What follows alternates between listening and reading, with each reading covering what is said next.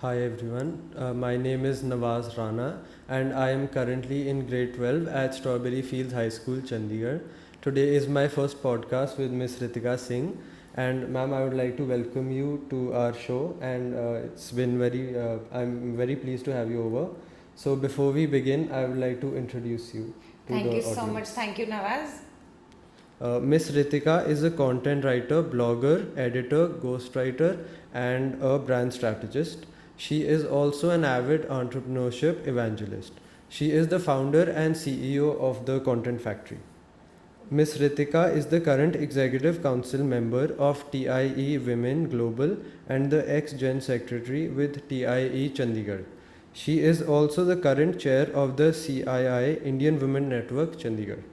She is the National Advisor to the National Minorities Commission of India. So now we are over with the introduction, and ma'am, I would like to ask you some of questions which I have written. Sure. The first question is, what has been your biggest success so far? So, for me, I think there is no one thing which I believe is successful. I personally believe that for any person in the world, when you are given the power and the opportunities to make your own decisions, I think that for me is true success. So, when I know that I can do A, B, C, or D, or not do X, Y, Z, then I know I'm successful, then I know I've arrived. And it has nothing to do with money or power or fame or anything. It is just the, I think, ability and the confidence to make your own decisions without any liabilities. Got it. There you go. Then we move on to our second question. Yes. How do you measure the success of your business? I think the success of a business is largely on 2, 3 pillars. One, your team needs to be very, very happy with you. You know, they have to be driven enough to perform, not just because they are in it because they are salaried people, but also to deliver more than what is expected. And when I say more, I don't mean like more hours. I mean that the whole process of taking initiative for taking up newer projects, for learning something new and delivering to a client, I think that is fantastic. And I think the second thing is when people come back to you after 8-10 years and they still say, "Arey, tum abhi bhi kya kuch content mein karte ho?" So that for me is a complete tick on my successful journey as a business. And I think the third most important thing is integrity and ethics. When every client that you've interacted with believe that you are an ethical company to work with, I think that is a huge feather in our cap. Got it. Third question. What are the most important lessons you have learned as an entrepreneur?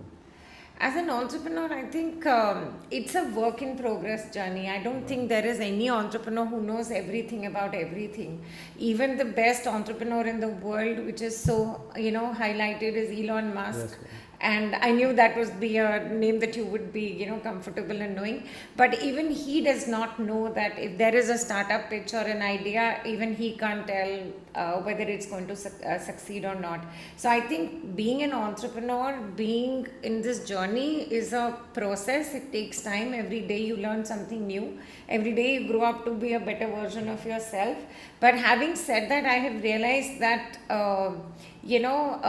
building relationships, not just as a person but as a business, is very, very, very important. Yes, ma'am. So I think those value systems that your company stands for, your business stands for, are the foundation for any business for that matter.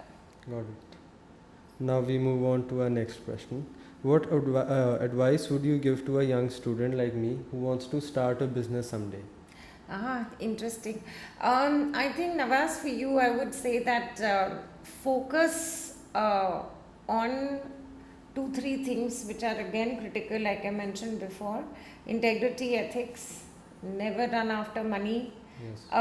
When I say money, I mean easy money, right? It's okay, it's perfectly acceptable to start a business just with the focus of earning money. But I think a lot of self-awareness is very important for young students. I don't think entrepreneurship is something that every student is cut out for. I don't think it fits the bill for everybody. I think for younger children, 15 and above, it is very important to know the kind of person you are, What do you do when shit hits the ceiling? Are you the kind of person who will wake up at 4 a.m., 5 a.m., 3 a.m. to deliver something that you promised to a client? Because entrepreneurship is one journey where nobody tells you to do anything.